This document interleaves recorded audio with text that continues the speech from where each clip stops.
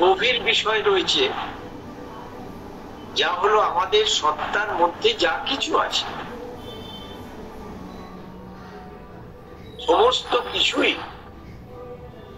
তা ভেতরের দিক দিয়ে এবং বাইরের দিক দিয়ে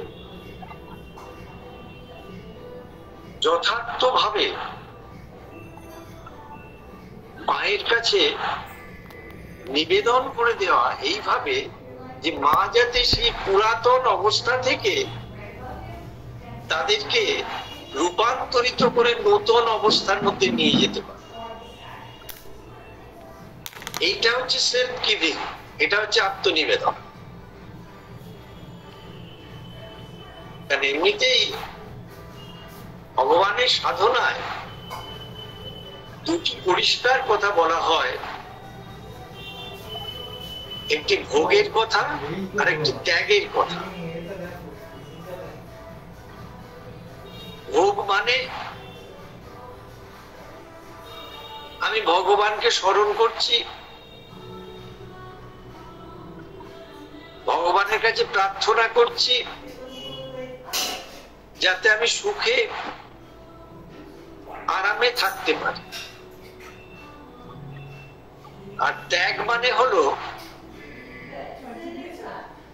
আমার কোনো কিছুই আর ভগবানের কাছ থেকে চাওয়ার নেই, আমার জীবনের সমস্ত কিছুই আমি ভগবানের জন্য ত্যাগ করতে প্রস্তুত এবং ত্যাগ করতে স্বইচ্ছায় সচেতন ভাবে এগিয়ে এসেছি, যাতে ভগবান সমস্তটাই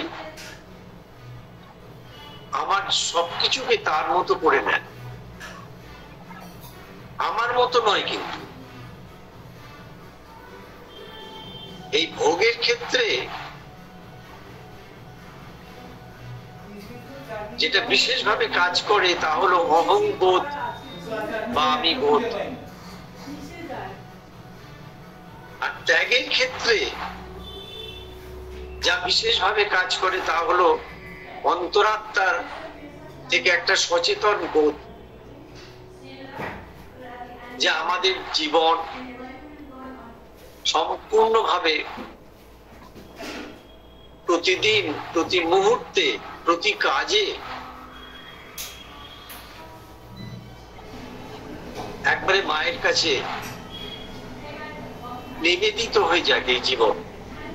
তখনই self giving is true prayer.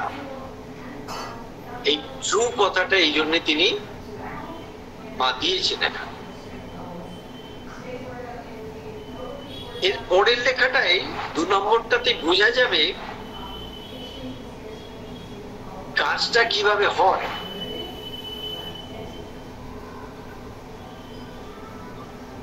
বলছেন সেলফ গিভিং, আত্মনিবেদন, by this the whole being gets progressively unified. দেখুন কথাটা বলেছেন progressively unified, অর্থাৎ একদিনে হঠাৎ আকস্মিকভাবে কিছু হবে না, তা ক্রমবর্ধিত রূপে হবে। এবং কি হবে? সমন্বিত হবে, progressively unified, তা ক্রমবর্ধিত রূপে সমন্বিত হবে। সত্তার যেসব অংশ বিচ্ছিন্ন বিশ্লিষ্ট হয়ে ছড়িয়ে ছিটিয়ে আছে তা ক্রমবর্ধিত রূপে সমন্বিত হবে, ইউনিফাইড হবে। কোথায় ইউনিফাইড হবে? Round the central psychic being,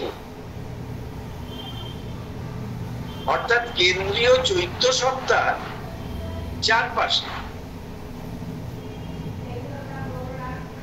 সাধারণ জীবনে আমাদের মধ্যে যে সকল সত্তা রয়েছে, এই সকল সত্তা বিচ্ছিন্নভাবে বিশ্লিষ্টভাবে যে যার মতো কাজ করে প্রকৃতির দ্বারা,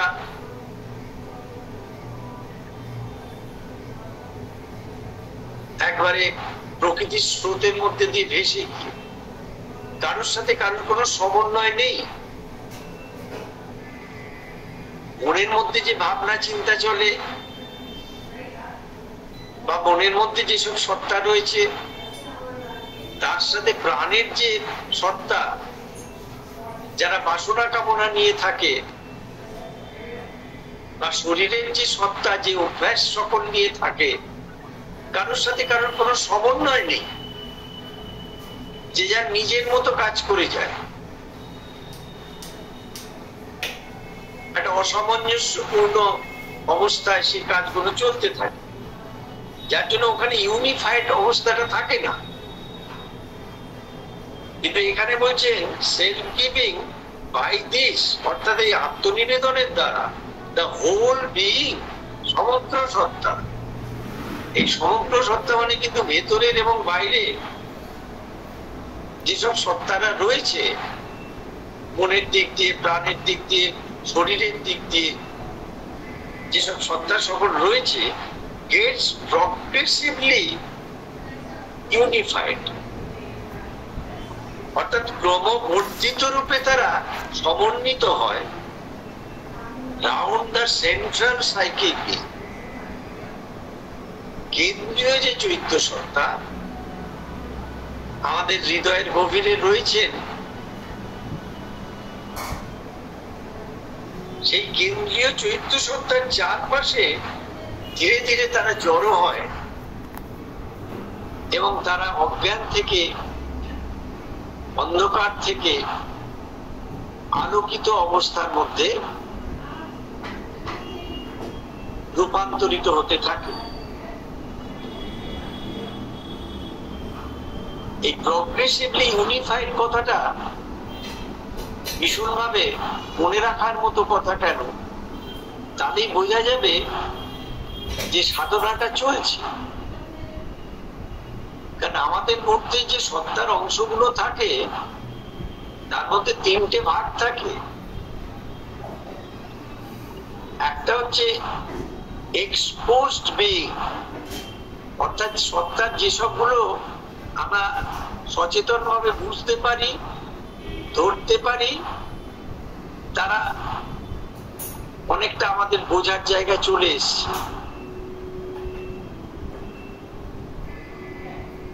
একটা হচ্ছে আনএক্সপোজড, যেগুলো এখনো পর্যন্ত আমাদের কাছে পরিষ্কার হয়ে আসেনি, কিন্তু কিছুটা আবছা বোঝা যায় যে সত্তার ওই সকল অংশগুলো ভেতরে ভেতরে কাজ করছে। আর 3 নম্বর হচ্ছে হিডেন বিংস, অর্থাৎ কিছু সত্তা এখনো পর্যন্ত লুকিয়ে আছে, তারা কিন্তু এখনো পর্যন্ত রূপান্তরিত হওয়ার জন্য আমাদের কাছে ফোকাস হয়নি। তাহলে আমাদের কাছে ফোকাস হয়েছে সেটা হচ্ছে এক্সপোজ বিংস গুলো। আমরা মনের মধ্যে কিছু জিনিসকে ধরতে পেরে গেছি বা বুঝতে পারছি যে এই জায়গাগুলো পরিবর্তন করার দরকার, রূপান্তর করার দরকার। প্রাণের মধ্যে এই সত্তাগুলো বুঝতে পারছি দীর্ঘকাল চলার পথে যে এইগুলো আমাদের মধ্যে রূপান্তরিত হওয়ার দরকার, বা শরীরের ক্ষেত্রেও তাই বুঝতে পারছি। কিন্তু কিছু কিছু জায়গা আছে যেগুলো আভাসে বুঝতে পারছি কিন্তু পরিষ্কার ধরতে পারছি না, সেগুলো হচ্ছে আনএক্সপোজড। আর একেবারে হিডেন অবস্থায় কিছু রয়েছে যেগুলোকে এখনো জানা যাচ্ছে না। যার জন্য বলছে দ্য হোল বিইং, সমগ্র সত্তা গেটস প্রগ্রেসিভলি ইউনিফাইড, অর্থাৎ এই এক্সপোজ সত্তা যখন, যেটা আমাদের কাছে পরিষ্কার প্রকাশ হয়ে রয়েছে, সেই সব জায়গায় যখন রূপান্তরিত হয়, তখন পেছন থেকে আরো কিছু সত্তা যেগুলোকে আভাসের মধ্যে ছিল, এতদিন পরিষ্কার ভাবে বুঝতে পারছিলাম না, তারাও কিন্তু সামনের দিকে চলে আসে রূপান্তরিত হওয়ার জন্য। তারপরে হিডেন যে বিংস গুলো রয়েছে তারাও আস্তে আস্তে এক্সপোজড হতে থাকে। এইভাবে সেন্ট্রাল সাইকিক বিং অর্থাৎ কেন্দ্রীয় যে চৈত্য সত্তা, তার চারপাশে এই সমগ্র সত্তা ক্রমবর্ধিত রূপে সমন্বিত হয়। কিসের দ্বারা সমন্বিত হয়? এই সেলফ গিভিং বা আত্মনিবেদনের দ্বারা। এবং আত্মনিবেদন কিভাবে করতে হবে? না প্রতিদিন, প্রতিটি মুহূর্তে, প্রতি কাজের মধ্যে, প্রতি অবস্থার মধ্যে ধীরে ধীরে ধীরে ধীরে সমস্তটা মায়ের কাছে নিবেদন করে দিতে হবে। এইবার যে কথাটা মা বলছেন, এই 2 নম্বরের মধ্যেই বলছেন, give yourself up,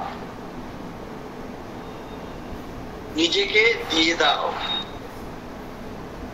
it is the best way of finding yourself, নিজেকে পাবার এই হলো শ্রেষ্ঠ উপায়। মানুষ অনেক রকম ভাবে চেষ্টা করে তার জীবনটাকে নিয়ে, বিভিন্ন পরীক্ষা নিরীক্ষার মধ্যে দিয়ে, বিভিন্ন পর্যালোচনার মধ্যে দিয়ে,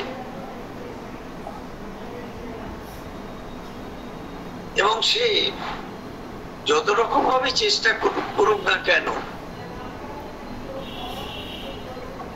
সে নিজেকে একবারে পূর্ণরূপে পেতে পারে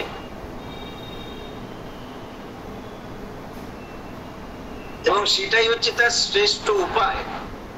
তাহলে যখন সে পূর্ণরূপে দিতে পারে, যতক্ষণ না পূর্ণরূপে দিতে পারে ততক্ষণ সে পূর্ণরূপে কখনোই কিছু পেতে পারে না। তাই বলছেন give yourself up, it is the best way of finding yourself. নিজেকে পাওয়ার, তোমার নিজেকে পাওয়ার জন্য এটা শ্রেষ্ঠ উপায়।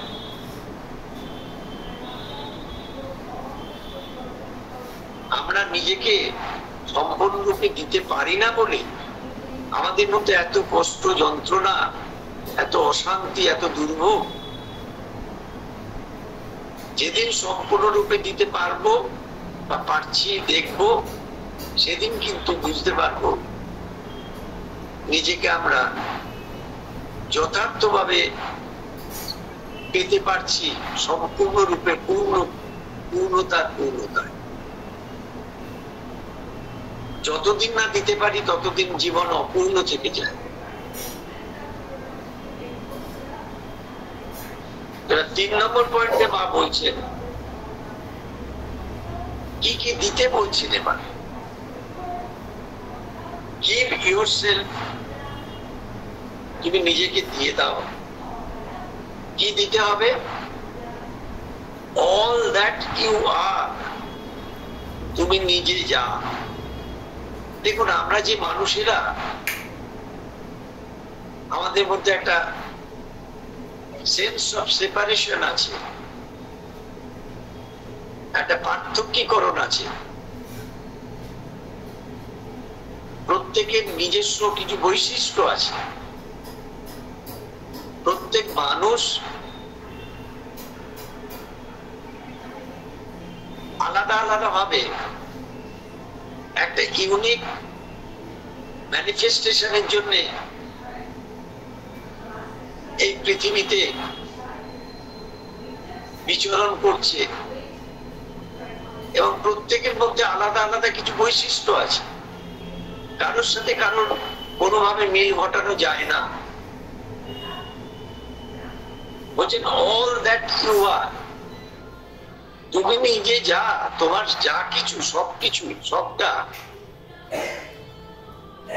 and what you do, এবং যা কিছু তুমি করো, টু দি ডিভাইন, অর্থাৎ ভগবানের কাছে দিয়ে দাও। তাহলে কি দিতে হবে? তুমি নিজে যা। এখন আমরা নিজে যা, সেটা আমরা আমাদের নিজেদের আমরা বুঝতে পারি। কারণ আমাদের চিন্তা ভাবনার ক্ষেত্র সকলের এক নয়, আলাদা। আমাদের চাওয়া পাওয়ার ক্ষেত্র সকলের এক নয়, আলাদা। আমাদের অভ্যাসের ক্ষেত্র সকলের এক নয়, আলাদা। প্রত্যেকটা মানুষের গড়ন আলাদা, তার ফরমেশন আলাদা। এই সমস্ত কিছু নিয়ে আমরা যা all that you are and what you do, এবং তুমি যা করো, অর্থাৎ প্রতিদিন আমরা যা করি সেই সমস্ত কিছু কি করো, to the divine, ভগবানকে দিয়ে দাও, and you will have peace, তাহলে তুমি শান্তি পাবে। শান্তির আলাদা কোনো আর ক্ষেত্র নেই। বাইরে থেকে যত রকম প্রচেষ্টাই চালানো যাক না কেন, শান্তি পাওয়া যায় না। এই দেখুন না, আমাদের প্রতিদিনের জীবনে যে সংবাদ ভোরবেলা ঘুম থেকে ওঠার পর থেকে আমাদের কাছে আসে, তার অধিকাংশটাই হচ্ছে অশান্তিজনক। কোন শান্তির সংবাদ আমরা পাই না। তার কারণ হচ্ছে শান্তি বাইরে তো নেই, আছে ভেতরে। তা ভেতরে সেই শান্তি পাওয়ার জন্য ভেতরে যিনি বসে আছেন সিংহাসনে, আমাদের পরমা জননী মধুময়ী মা, তার কাছে নিজেকে যদি সব দিয়ে দেয়া যায়, নিজের যা কিছু এবং যেটা করছি প্রতি মুহূর্তে সেটা যদি দিয়ে দেয়া যায়, তাহলে এই শান্তি একমাত্র আসতে পারে।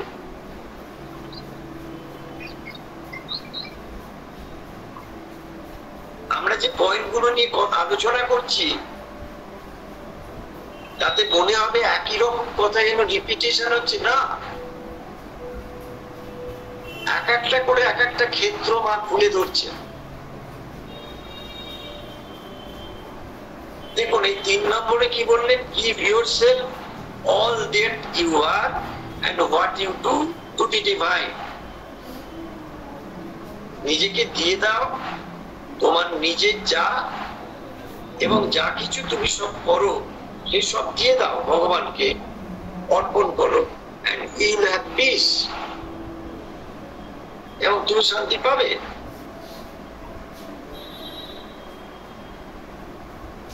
চার নম্বরে বলছে give yourself entirely to the divine. Give yourself entirely to the divine and you will see the end of all your troubles. নিজেকে নিঃশেষে ভগবানে অর্পণ করো। এবং এখানে যে কথাটা বলছেন, সাংঘাতিক একটা কথা বলছেন, যে তোমার সমস্ত যন্ত্রণার অবসান হবে।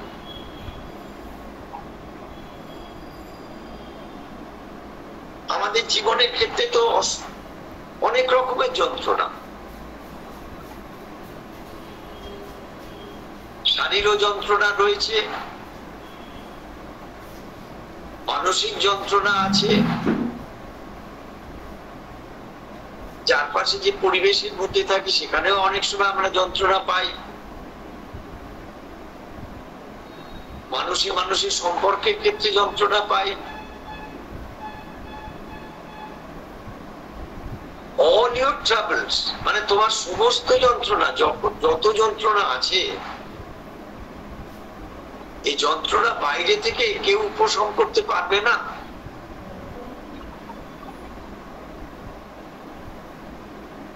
তাহলে এই সমস্ত যন্ত্রণার অবসান কিভাবে ঘটবে? না, না give yourself entirely to the divine,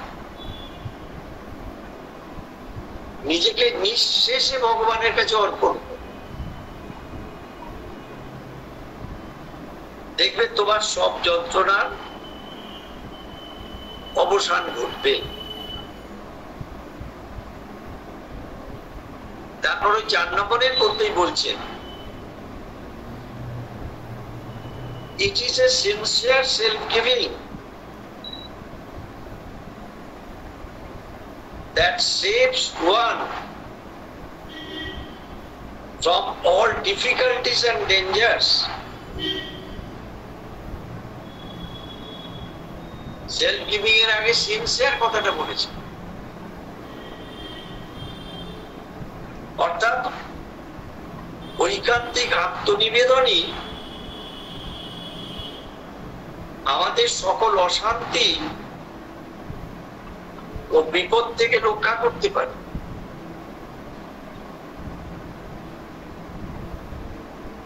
আমরা প্রথাগত শিক্ষায় শিক্ষিত হয়ে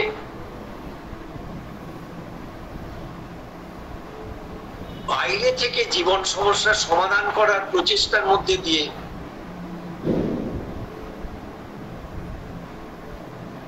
অশান্তি এবং বিপদ থেকে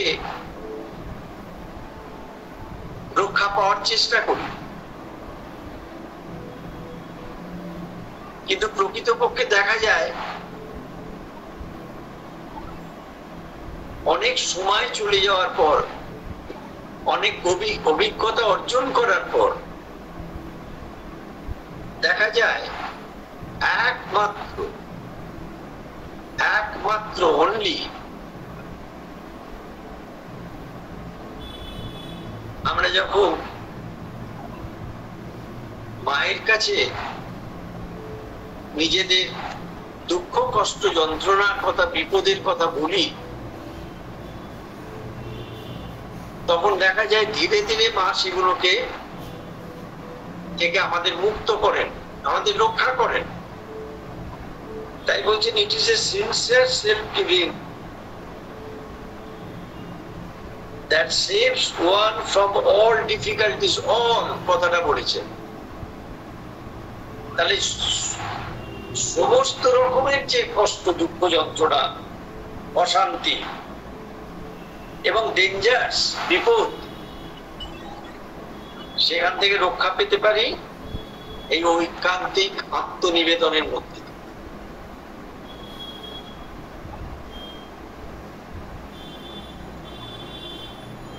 নাম্বার 5 নম্বরে বলছেন, never say I have nothing to give to the divine.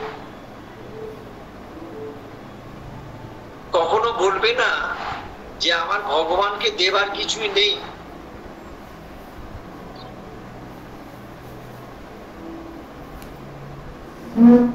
There is always something to give.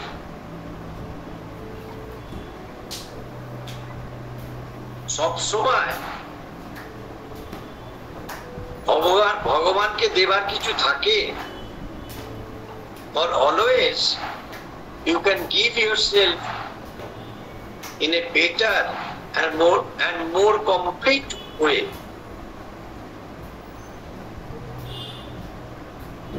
অর্থাৎ তুমি নিজেকে সর্বদা আরো উন্নততর ভাবে, আরো পূর্ণতর রূপে উৎসর্গ করতে পারো। অর্থাৎ এর আগে যেভাবে নিবেদন করা হয়েছিল তার থেকে পরবর্তীকালের যে নিবেদন বোঝাই যাবে, সেখানে আরো উন্নততর ভাবে, আরো পূর্ণতর রূপে তুমি নিজেকে উৎসর্গ করতে পারছো। কারণ যত আত্মনিবেদন হবে তত সত্তা খুলে যাবে এবং সত্তার সকল গুণ এগিয়ে আসবে রূপান্তরিত হওয়ার জন্য। তাই মা বলছেন নেভার সে, কখনো বলো না যে I have nothing to give to the divine. আমার ভগবানকে দেবার কিছুই নেই।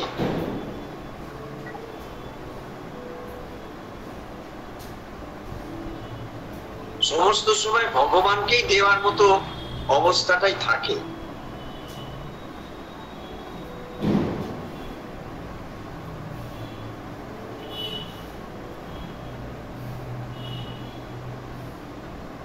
নম্বরে নাম্বার 6 বলছেন,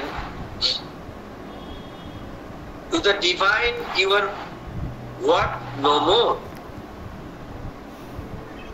than what you have given him.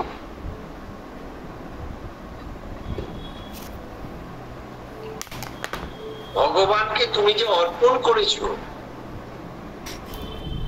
তার কাছে মানে ভগবানের কাছে তোমার মূল্য তার চেয়ে বেশি নয়। কারণ যখনই এই আত্মনিবেদনের সাধনা আসে তখন দুটো ভাগ হয়ে যায়। একটা ভাগ হচ্ছে যা ভগবানকে অর্পণ করা হচ্ছে, মায়ের কাছে যে সত্তাগুলোকে খুলে দেয়া হচ্ছে, মায়ের কাছে প্রকৃত প্রার্থনা করা হচ্ছে, মা এইগুলোকে রূপান্তরিত করে দাও। আর একটা হচ্ছে যারা এখনো পর্যন্ত অর্পণ করছে না, সেই যে জীবনটা রয়েছে, তাহলে যা কিছু অর্পণ করা হচ্ছে সেই সত্তাগুলো কিন্তু ভাগবত সত্তায় রূপান্তরিত হয়ে যাচ্ছে। আর যা কিছু অর্পণ করা হলো না এখনো, সেগুলো কিন্তু পুরাতন অবস্থায় রয়ে গেল প্রাকৃত সত্তায়। তাহলে প্রাকৃত সত্তার যে জীবন, তার থেকে ভগবানে অর্পণ করার যে জীবন, এটার মূল্য অনেক বেশি। সেটাই এখানে বলছেন, to the divine you are what no more than what you have given him. ভগবানকে তুমি যে অর্পণ করেছো, ভগবানের কাছে তোমার মূল্য তার চেয়ে বেশি কিছু নয়।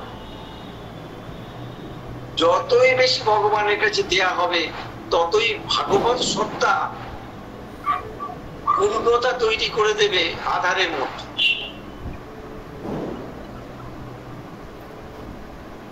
এবং সেটা হবে কি, আগে শুনলাম আমরা, প্রগ্রেসিভলি হবে, ক্রমবর্ধমান রূপে হবে, ধীরে ধীরে হবে।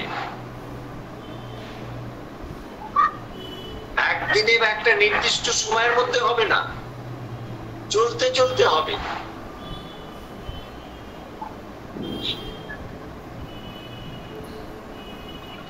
Number 7, to give to the divine what one has in excess is not an offering. অর্থাৎ তোমার উদ্বৃত্ত কিছু থেকে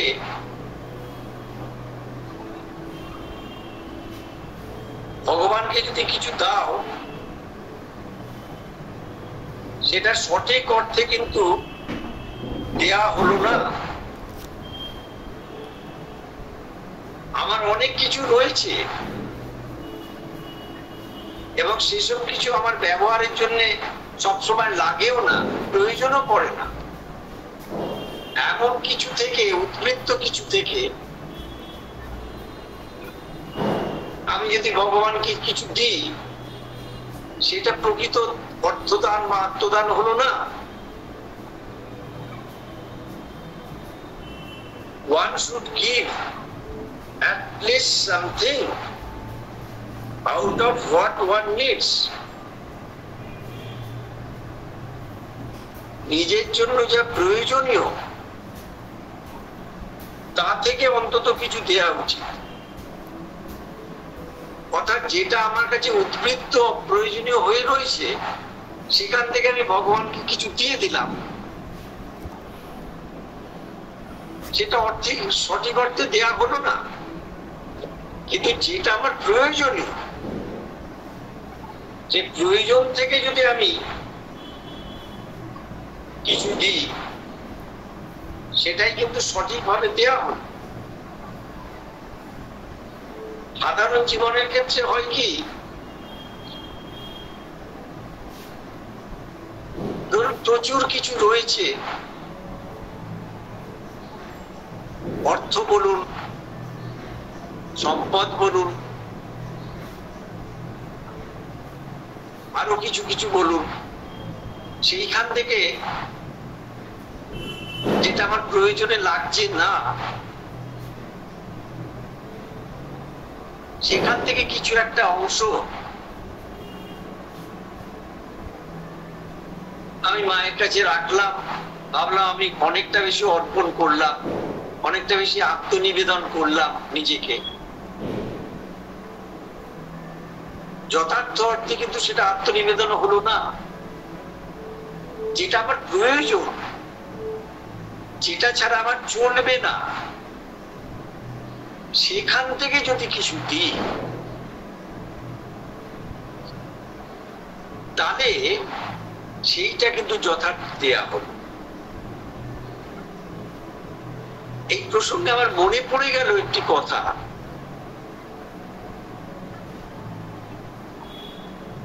আশ্রমে সেই সময় ভীষণ রকম আর্থিক দুরবস্থা, ভীষণ রকম অর্থ কষ্টের অবস্থা চলছে।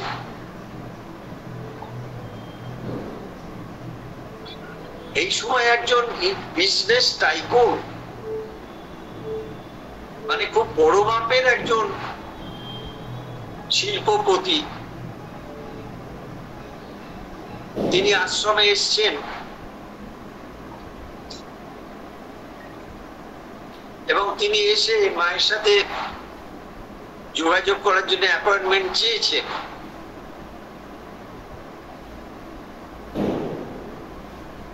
এবার মায়ের কাছে তিনি সাক্ষাৎ পাওয়ার পর তিনি তার ব্যাগ থেকে চেক বইটা বার করে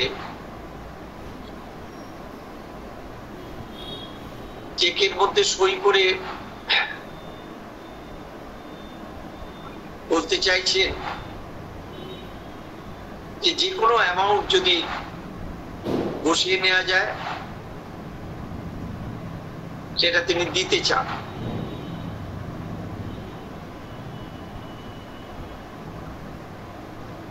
মা কিন্তু সেই অর্থ গ্রহণ করলেন না।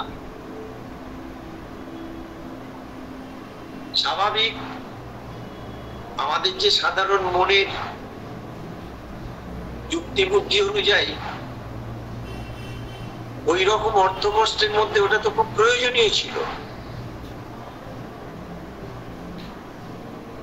কিন্তু মা গ্রহণ করলেন। মাকে জিজ্ঞেস করা হলে মা বললেন, ওর এই সমস্ত কাজের পেছনে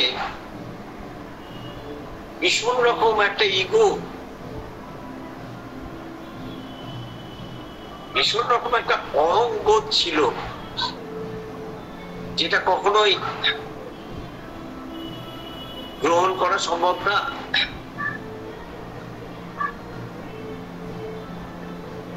অথচ খুব গরিব একজন মানুষ, খুব দরিদ্র, যার জীবন একবারে দারিদ্রতায় ভরা, সে গেটে এসে দাঁড়িয়েছে, আশ্রমের গেটে এসে দাঁড়িয়েছে একটি পয়সা মাকে দেওয়ার জন্য।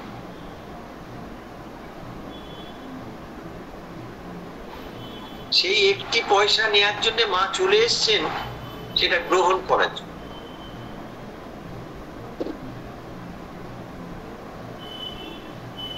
এবং সেক্ষেত্রে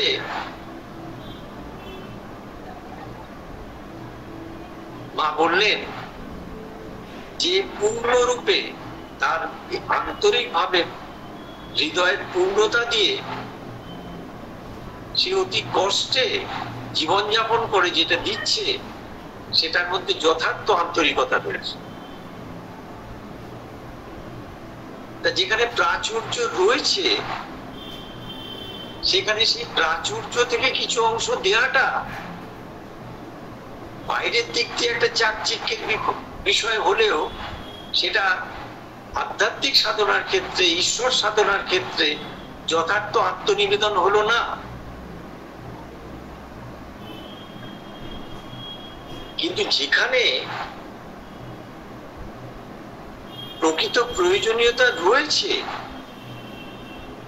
সেই প্রয়োজনীয়তা থেকে কেউ যদি সত্যি করে নিবেদন করে, সেই নিবেদনটা হচ্ছে যথার্থ নিবেদন, আত্মনিবেদন। আজকের যে সময়ের মধ্যে আমরা এসেছি, জানি না 15টা করতে তো পারবোই না। নেক্সট ক্লাসে আমরা খুব ইন্টারেস্টিং কিছু বিষয় রয়েছে, আমরা আনার চেষ্টা করব। নাম্বার 8, দেখুন তারপরেই মা কি বলছেন, if you remember what you have given to the divine,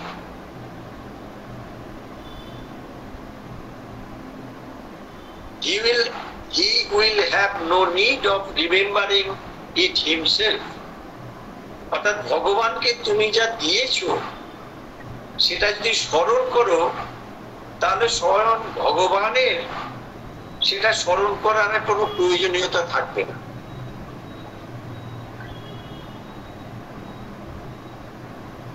And if you ever mention the gift or speak of it to anybody,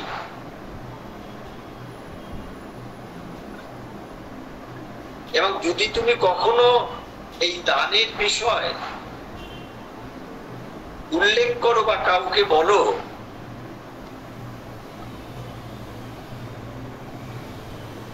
যে তুমি ভগবানকে এটা অর্পণ করেছো,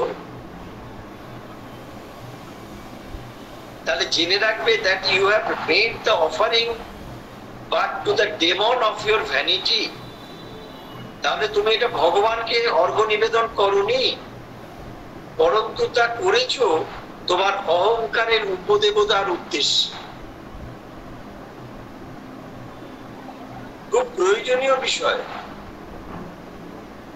এগুলো সাধনায় বোঝা যায়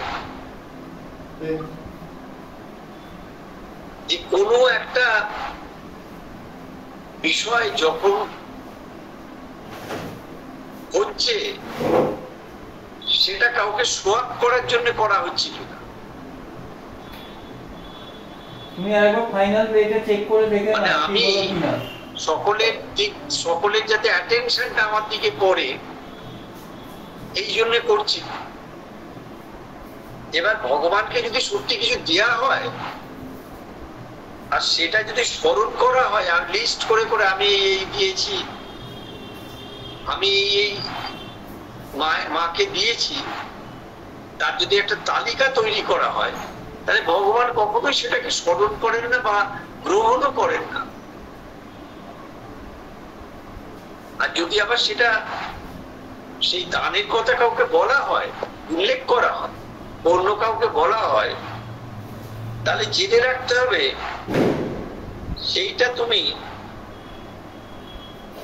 ভগবানকে অর্ঘ্য নিবেদন করনি, পরন্তু তা করেছো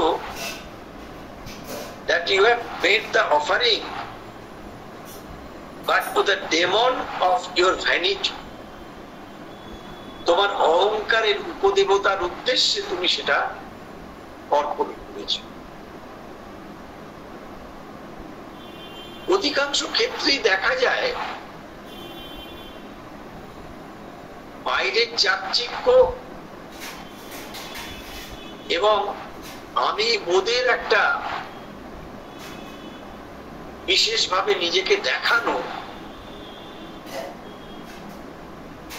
এইটা দেখিয়ে আমরা দেখাতে চাই যে আমরা কত বড় ভক্ত। কিন্তু প্রকৃত যে ভক্ত,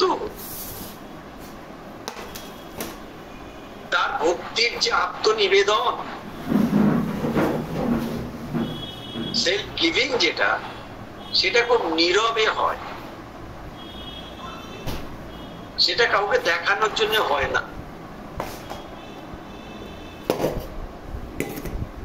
আমরা সেলফ গিভিং আত্মনিবেদনের 15টার মধ্যে 8টা জায়গায় আমরা আজকে 8টা পয়েন্ট আমরা এখানে আজকে উল্লেখ করলাম। আরো 15টি পয়েন্ট রয়েছে এবং বিশেষ করে যে জায়গাটি রয়েছে এখানে স্টেপস গুলো খুব ভালো বলা রয়েছে, পরপর পদক্ষেপ গুলো খুব সুন্দর করেছেন মা। এরপরে আসবে, আমরা আশা করি আগামী ক্লাসে বাকি অংশটা নিয়ে আলোচনায় আসবে। ওম আনন্দময়ী চৈতন্যময়ী সত্যময়ী পরমে। একটু